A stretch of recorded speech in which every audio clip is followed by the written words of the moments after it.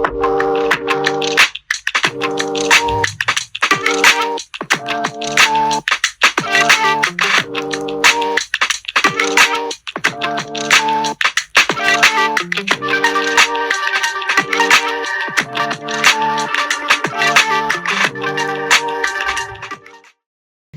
to another edition of Point View with Lady Funke. I am your host, Olutunbi Funke. The National Independent Electoral Commission has announced August 8, 2026 as the date for Osun State Governorship election. And in view of this, so many gladiators have shown interest in the tickets, especially in the All Progressive Congress, ranging from a senior advocate of Nigeria, a doctor of law, businessmen, and a financial guru. They've all shown interest, and from the look of things, they are all qualified in one way or the other. Today, we have two gentlemen in the studio that will be doing justice to this, to some topic we'll be talking about today. One is an advocate of West Agenda, West Ilokon. The second one is an advocate of Best Ilokon. One is from Osun West, while the other is from Osun Central. Today, they will be answering some questions bordering on why they decide to pitch their tents with their preferred aspirants. With me in the studio today, we have Mr. Babajide Dare. You're welcome to the show. Thank you. Good evening. Hi. And we have a political analyst, a data analyst, and a gentleman also in the studio, in person of Mr. Gafar Sulaiman. Thank you very much. Thank you for having me. You are an advocate. Let me start from you. You are an advocate of West Ilokon. Why do you choose West Ilokon instead of someone that can beat the incumbent governor? Why do you decide to pitch your tent with West Ilokon, considering the fact that zoning is not constitutional in your party constitution? Well, it is very simple. And just like we've been saying, we did not start West Ilokon today. We started from Best, and we realized that we have a lot of best hands from West. And for the fact that over the years, we realized that in this our party, we are not talking about any party, the All Progressive Congress Party, APC, we've not had the opportunity to have a parting shot with this governorship in our senatorial district. So it's our best interest that, okay, if our leader, Alhaji Isiaka Adegboyega Oyetola, is not contesting, the party should consider our senatorial district, owing to the fact that we have several bests from that senatorial district. So it's not about whether it is West, because even if it is West or not West, we still have best from the West. So that is why we said, okay, for now, I'm from Osun West. And I realized that we have a lot of people from that senatorial district. So I believe in them, all of them. And we decided that we will do all within our capacity legally to ensure that we have someone from our senatorial district. Do you now have a preferred candidate, aspirant from all the aspirants from your? Of course, I have. Asiwaju Muniruddin Bola Oyebamiji is my preferred aspirant.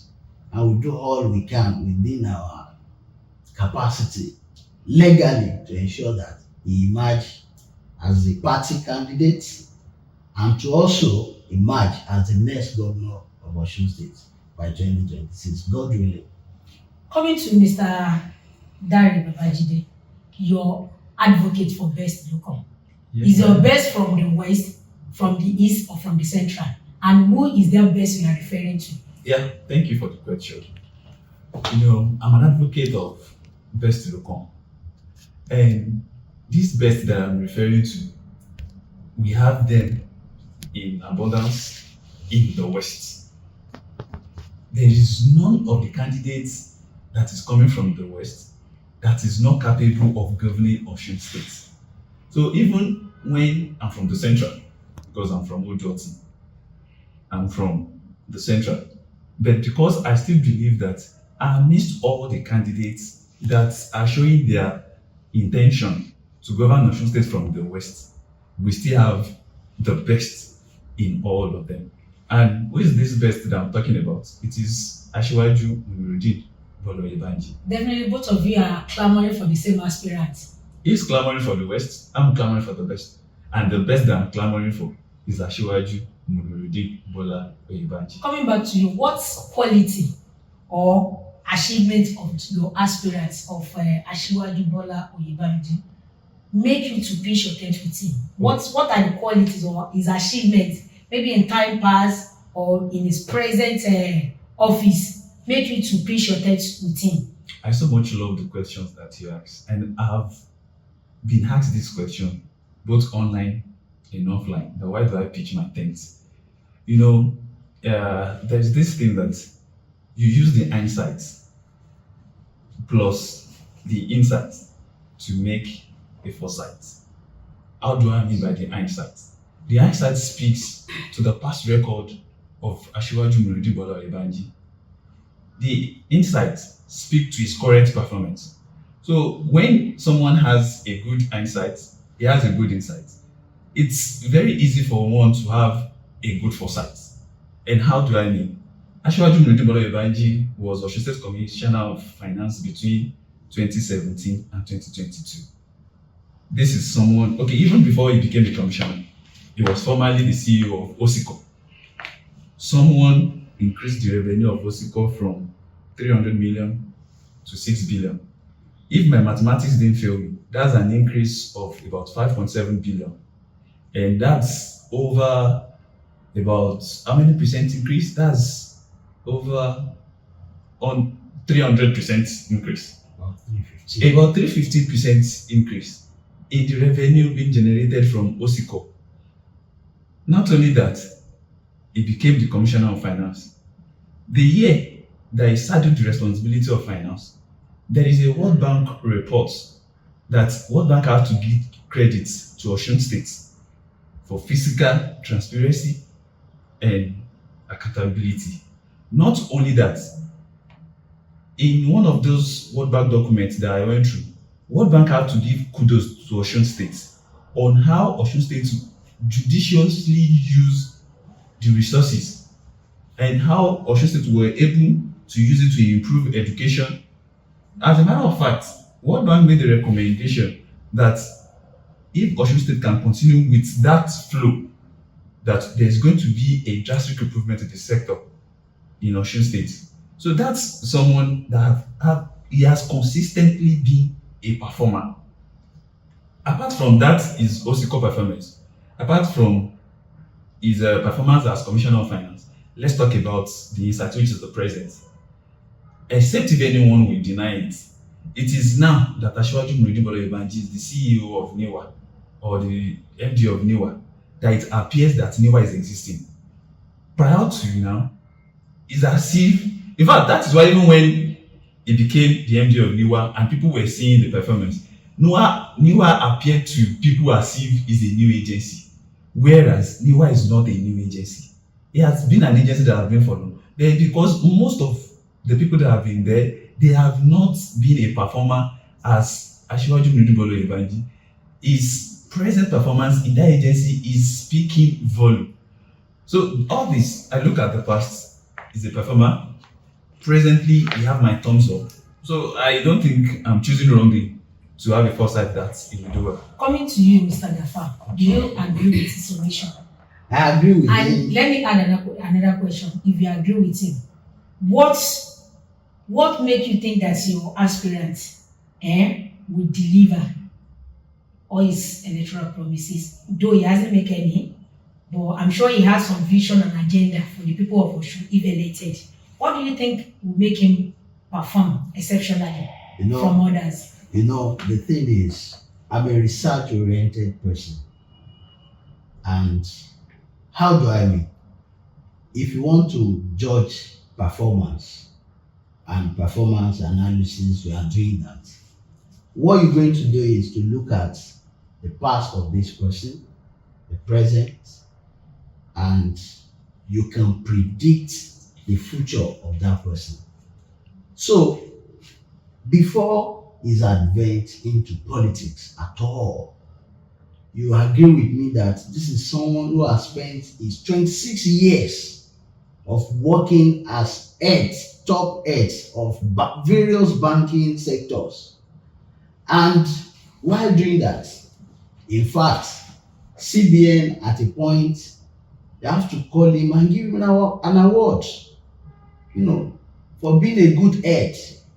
CBN doesn't recognize people with frivolities. They do it with facts at hand. That okay, within this also period of time, you have done this. Within this also period of time, it is not going to be that you are the person that will report that to them. They will see it from your performance.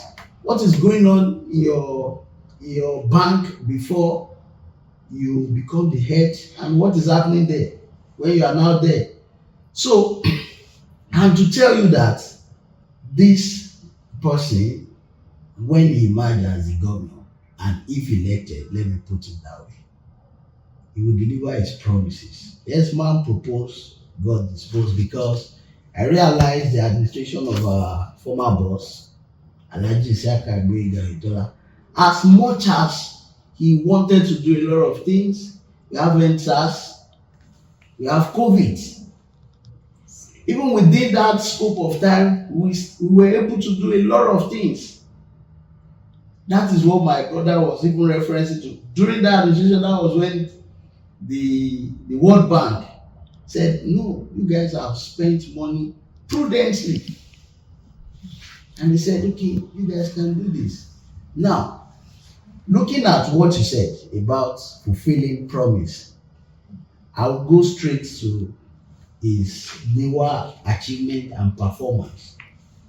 When he got to NIWA, the first thing he did was to have a performance bond with the staff and said to them that this is the set goals that we must achieve within a year. And when you look at it, they achieved it 95%. That even led to the fact that boat mishap on our water were reduced by 30%. That is kind of in history. So when you look at all those things, you know that, okay, this man is somebody who believes so much in himself and in the team. So such person cannot fail when you give them a task. I have another question for you before we move on. Being a financial guru, your aspirant, how do you think he's going to confront the economic challenges facing Osun State President if elected? Myself, I've always tell people that our problem is not far-fetched. It is people that are profiling solutions to it that are far from the reality. People that are there, let me say, Asiwaju Oyebamiji, while he was in Osun, he has served as the chairman of the OSICO. Look at what he has done. So, when you said economic challenges, how do we confront it? He has done it before. So, our problem is not far-fetched. So, when you look at the microeconomy of the state, you realize that while he was in OSICO, he has worked with many of these people and they have achieved a lot. Somebody who was in that place for just about 2 years or thereabouts, and he moved the revenue of that agency from 300 million to 6 billion. So if he is elected, and at that point that he has the capability to oversee almost everything that is happening in the state, I don't think that will be a problem to him. Okay. Thank you. Do you agree? Do you have anything to say before I ask In you? fact, absolutely, I agree with what my brother just said. When we're even talking about economy is always in twofold. We have the micro and we have the macro. The micro speaks to the SMEs, that's the small and medium scale, while the macro is like the overall, the sum of those SMEs. And for someone that understands what budget is, that is one indicator that will make anyone to believe in his capacity as someone that can adequately tackle the economic challenge of Osun State. And how do I mean? When I said the micro and the macro, the micro speaks to empowerment of the market women, have a kind of scheme that will boost their markets.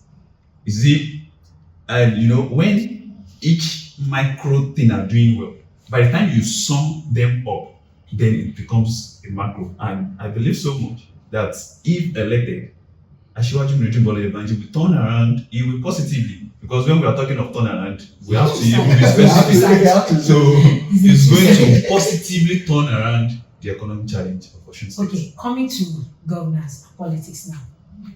Asiwaju Oyebamiji is known to be a lover of youth. Do you think he has an agenda for youth? And how do you think he's going to make all this plan come to pass for the youth to benefit from his administration if elected? Which of you will go first? Anyone can go first, but let me do that. And I'm from Osun West, and I have served in the administration of our leader before. And while at that, I believe so much that before today, before he even come out to say, I want to contest for governor or all of this, look at the people that are working with him before time. He's a lover of youth. I can mention a lot of people who are under 40, 30. Maybe for us not to waste time, maybe you can just add this to it in terms of agriculture, entrepreneurship, and youth empowerment. I want you to talk about his agenda for the youth based on this sectors. When you look at All Progressive Congress as a party, I don't think there has ever been a party that is a lover of youth than we have in our party. Look at the Minister of Youth in Nigeria today. He's a young guy. And when you look at the former administration of our leader, we have OES, we have OES Tech, we have several. Look at the former Commissioner of Youth in Osun State. So we have a blueprint. Then when you look at the issue of agric, Asiwaju Oyebamiji, I don't know whether you know or not, he's also a farmer. So somebody who has been in this business for a while cannot, when he gets to government and said, okay, I will not do anything again. No, but now he will do it extensively. Shows how this is how we do it, this is how we can run things around. So when it comes to agriculture and every other indices, as you mentioned, I don't think he can fail. He has worked around those things before, and he will not fail us. It is said that women are the bedrock of every society. When you train a woman, you build a nation. What are the initiatives that the aspirant is having for women? How do you think it's going to empower the women of the state to be elected? Thank you for your question. But I will create a awareness for one thing. Before we go into women, let me quickly have an addition, a small addition to the plan regards youth, entrepreneurship, agriculture. Like I said earlier, that actually Oyebamiji performance in the world is as if we've not had new one before, and he has showcased new one. And one of the initiatives is safeguarding our waterways. And of recent, I think sometimes last year or 2023, if I'm right, we were talking about Coast Guard to safeguard our waterways, talking about empowerment, that's employment, to employ people. So now we can tell you that, do we want to say that those that have been past MDs of NIWA don't think in that direction? No, possibly they might, but Asiwaju Oyebamiji is making the project a reality now, whereby youth will be employed through empowerment. Because even when we talk about the employment now, it's not that they will be recruiting people of 80, 90 years old. Apparently, it will be people in their youthful age that will be employed. So that speaks to someone that has a vision and that knows how to adequately implement the vision. Because it's another thing to have a vision, it's another thing to be able to implement it.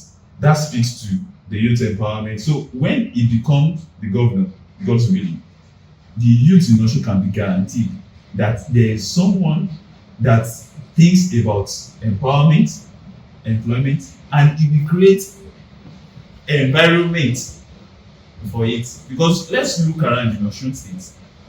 You will pardon me. There is this thing called quota system in the South state, whereby for every oil exploring company, there is a quota system that they have for the indigene of that state in their employment, in their recruitment procedure. And for goodness sake, in Osun State, at least, don't let me just mention any names anyway, but we still have some organizations that are into exploration and mining in Osun State. The question is, in the recruitment population of these organizations, what quota system do they have for Osun indigene?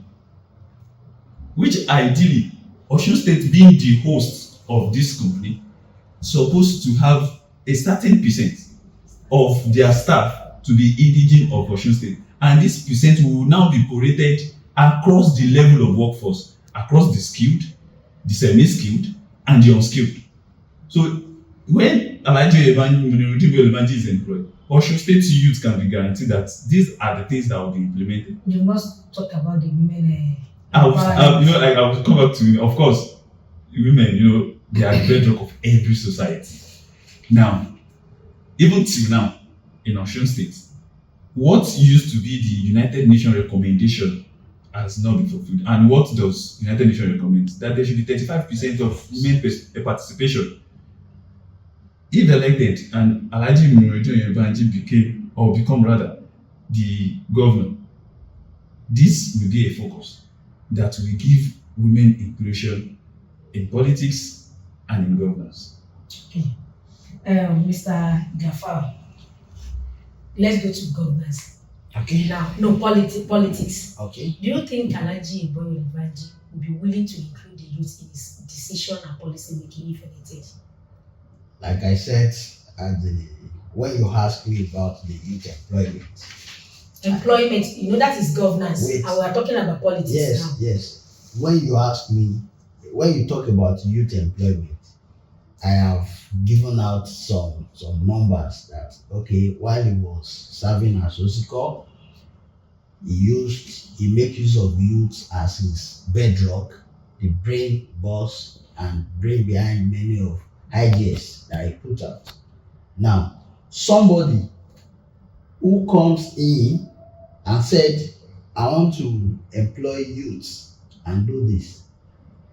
Those youths, they are not going to fall from heaven. There are people that, aside from the state in general, there are people that he must have worked with.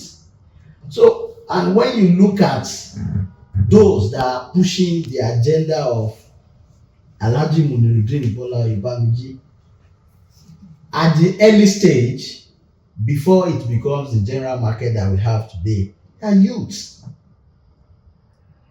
Look at the likes of Yakub, Egbon Koinde Asalatu, look at Segun Fawale, look at my brother here, Dare Babajide, and several others. They are youths and they are actively participating in the politics of the party. So those people, they are not doing it in isolation. They are people that are known and identified with this person. So definitely, for whatever roles they are playing now, they can replicate it while we're in government. So it is a straightforward answer that this is someone who prioritizes youths in his major activities, and definitely those youths will form major part of the decision making that will be happening in his government. I believe so much. Mr. Adare Babajide, before we have a parting shots, what measure will your aspirants adopt to tackle corruption and ensure transparency in governance? And will he be willing to allow himself to give account, like to be held accountable to the people of Osun if elected? With that one, I can vouch for him that it's someone that will surrender himself to be held accountable by the people of Osun. Is someone that is willing to tackle corruption and is someone that will judiciously make use of Osun State resources.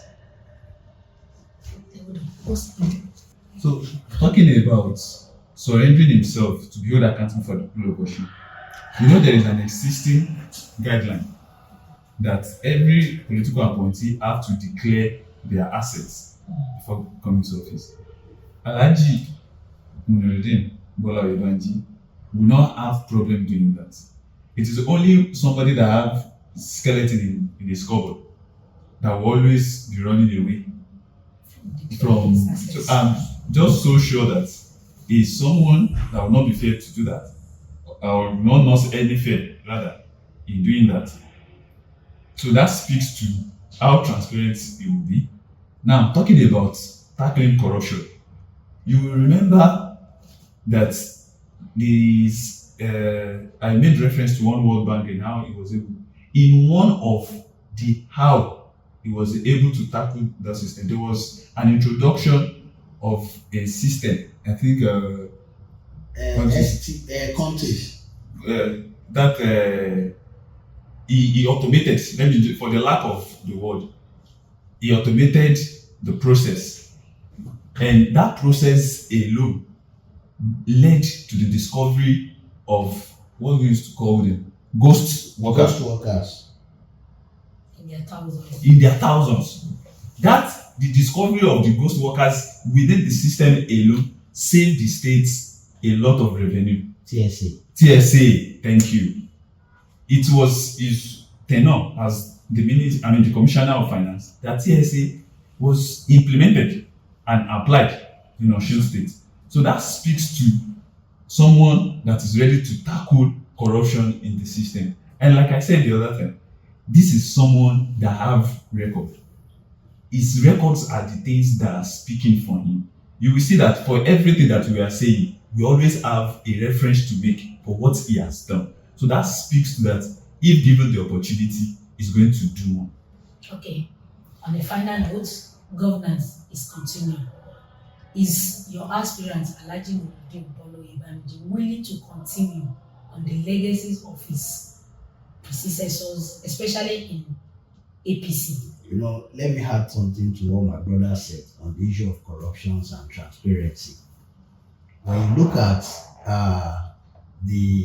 his record while he was in Osiko, when we are saying from 300 million to 6 billion naira, it is not as if they manufactured those things. They didn't. It was as a result of the fact that they have tightened the loopholes and looking at where people are spending money, that those money are not well accounted for. And somebody that does that, of course, from 300 million to 6 billion, that is huge. And of course, when you look at it, that is one way of at least tackling corruption. You mentioned TSA too. Now, going back to your question,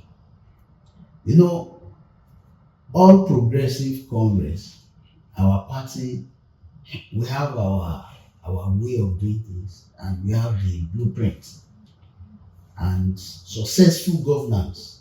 And just like I said, policies, programs and policies of government are for people, not for party alone. So definitely, all those good policies and programs are going to be continued, because policies that does not have human face, you can continue with it. So definitely, and I have not seen any since the adventure of All Progressive Congress Party in Osun State. I've not seen any non-human face policies and programs. So definitely, it's going to continue. And trust me, Osun will enjoy. Mr. J, do you have anything to say on that before we call it a day? Yeah, I just want to add to what my brother said in terms of governance being continued. If elected by 2026, Alhaji Munirudin Bola Oyebamiji will continue from wherever the work stops. He knows no hatred against anyone. So he's not even coming to play a game of vendetta. He knows no hatred against anyone. It is when someone that feels like, oh, this and that. But in his own case, apparently, even he is coming in 2026, he's coming to take over government from an opposing party. But I can give you that notwithstanding, no ongoing project will be abandoned. He will continue with it and complete it. And many projects, both in education, in health, in agriculture, in commerce, in every area, new projects will be commissioned and they will be completed. He will complete the ones he will meet on ground and he will start and initiate new ones. Do you have anything to say to our viewers at home before we Viewers at home, I just want to tell you that when we are talking of the best we are referring to is in the person of Alhaji Muniruddin Bola Oyebamiji. Is the best candidate for the job. So all my friends, family, and advocates, I'm encouraging you to join me in the bid of supporting Asiwaju Muniruddin Bola Oyebamiji for the #1 seat of Osun State in becoming Osun State Governor by the year 2026. But let me quickly just now say this. All these things that is happening now, they are pre-primary thing. And in all honesty, it is normal for whosoever that have aspiration to come out and express their aspiration. It is normal. Each person going into the primary, each person will have his followers. But I can assure the people of Osun that whosoever that emerge as APC candidates after the primary, we will all converge and work for the person. But going into the primary, Asiwaju Muniruddin Bola Oyebamiji is the candidate. Let's us all support him for the primary. Let's hear from you, your party share before we call it today. I'm from the West, and in the West we have many bests. And for me, I am for Asiwaju Muniruddin Bola Oyebamiji, a man who has worked tirelessly to ensure that a 300 million became 6 billion. A 3 billion IGR became 20 billion. I'm a research-oriented person and I believe so much in anyone that has the input of numbers and accountability. I've seen it in him, we've watched it in him, and it has happened in Osun before. So I want to urge our colleagues and viewers at home that by our West for best, it is Asiwaju Muniruddin Bola Oyebamiji Ambo Watun Osun State. Thank you. We've been speaking to Mr. Jare Babajide, a youthful youth in the All Progressive Congress in Osun, an advocate of best among the rest, and Mr. Gafar Sulaiman, an advocate of West, best in the West. Thank you guys for coming on the show. Thank you. Thank you. Join us again sometimes next time. I remain Ulutumelu Foke. Thank you.